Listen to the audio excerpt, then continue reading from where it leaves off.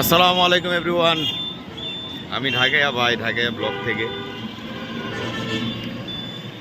হ্যাঁ, অবশ্যই সুন্দর, মানে এশিয়ার মধ্যে সুন্দর এবং পরিষ্কার পরিচ্ছন্ন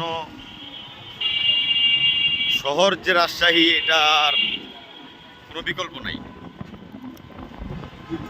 তো ইতিমধ্যে তোমরা বুঝে গেছো আমি কই আইছি। আমি আয়া পড়ছি রাজশাহী, সকাল 6টা বাজে নামছি, এখন বেলা বাজে প্রায় 11টার কাছাকাছি।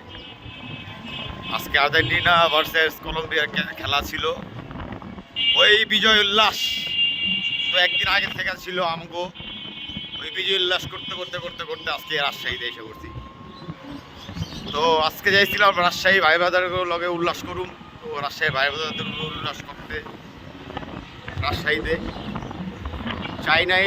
রাজশাহীতে তেমন কইরা বিজয় উল্লাস করি, যাতে আমাদের ব্রাজিলের যে ভাই ব্রাদার ভক্তবৃন্দ আছো বড় কষ্ট পাও। তো এই কারণে বিজয় উল্লাসের ভিডিও দিলাম না, রাস্তাঘাটের ভিডিও দিলাম। আমি ঢাকায় ভাই মোটামুটি পপুলার একজন ব্লগার কিংবা কন্টেন্ট ক্রিয়েটর বা তোমরা বলতে পারো আর কি, মানে বললাম আর কি আমার মতো করে। যাই হোক, আমি ভাবছিলাম রাজশাহী যে যেমন সুন্দর, রাজশাহীর মেয়েরাও তেমন সুন্দরই হবে। অবশ্যই অফকোর্স সুন্দর, যদিও আমি দেখি নাই এখনো। তো আমি ভাবছিলাম যে ঢাকায় ভাই আসবে, তারা আমার সাথে মিট করবে, তারা আমাকে ওয়েলকাম জানাবে।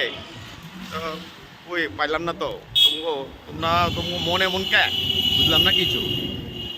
ঢাকার থেকে ঢাকার মানুষ আইছে, তোমরা রাজশাহীর মানুষ, তোমগো ভাষা আমগো ভাষা একটু একটু মিলে, তোমরা পুরা শুদ্ধ কও আর আমরা পুরা ভাঙ্গা জোড়া কথাবার্তা কই।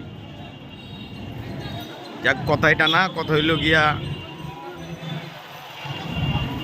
তোমরা যদি আইতা, ভাই ব্রাদার তো আইছে, কিন্তু ওই যে ওটাতে কি কয় সিস্টার, সিস্টার তো কখন যাবো না, কারণ ওইলে তো বান্ধবী পাতেই তো হইব, বান্ধবীর তো আর বোন কেউ যাবো না, বুঝো নাই।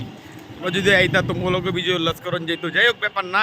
এরপরে যখন আমু কোনোদিন রাজশাহীতে তোমাকে এলাকায়, তো ভিডিও দিয়ে আগে আমু যে আমি রাজশাহী আইবার লাগাইছি। তোমরাও থাইকো, ভালো থাকো, সুস্থ থাইকো। তোমাদের শহর অনেক সুন্দর, এটা আসলে সুনামের শেষ নাই। এই তো ভিডিওটা দেখার জন্য ধন্যবাদ।